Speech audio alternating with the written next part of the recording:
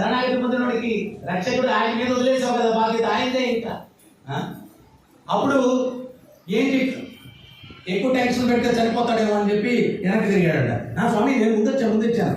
నువ్వు ముందొచ్చావా, కానీ నేను ముందు అర్జునుడు నేను చూశాలే అన్నాడు స్వామి. ఏమిట్లా వచ్చారంటే యుద్ధం జరగబోతుంది కదా, సహాయం కోసం వచ్చాము. అప్పుడు కృష్ణ చెప్పాడు, నాతో సమానమైనటువంటి యోధులు 10,000 నారాయణ సైన్యం ఒక పక్షాన, నేను ఒక్కడే ఒక పక్షాన. యుద్ధం చేయను, ఆయుధం పట్టను, ఎవరు కావాలో కోరుకోండి. మొదట అర్జునుడు చిన్నవాడు కాబట్టి, మొదట అతన్ని నేను చూశాను కాబట్టి అర్జునుడికి అవకాశం ఇస్తాను.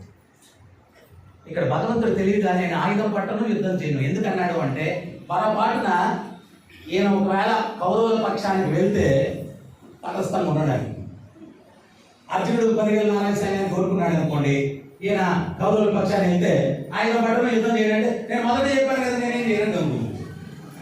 అట్లా కూడా పాండవులకు ఫేవర్ చేయాలని చెప్పి తెలివిగా పెట్టాడు. కానీ అర్జునుడు కోరుకోమంటే అర్జునుడు ఏమన్నాడు, స్వామి మీరు నాకు కావాలన్నాడు. ఏం ఆలోచించరా వీడు, అప్పుడు దాకా టెన్షన్. పొరపాటున 10,000 నారాయణ సైన్యాన్ని అర్జునుడు కోరుకున్నాడు అనుకో, ఈ కృష్ణుడు ఆయుధం పట్టనన్నాడు, యుద్ధం చేయనన్నాడు, మరి నేనేం చేస్తాను, దిక్కు బొమ్మలాగా పెట్టుకుంటాను అని చెప్పి లోపల టెన్షన్ పడతా ఉన్నాడు. ఇది తెలియదు. సంజయుడు ఏం చెప్పాడు భగవద్గీత చివరిలో, యుద్ధం జరగాలి అప్పటికి ఏమన్నా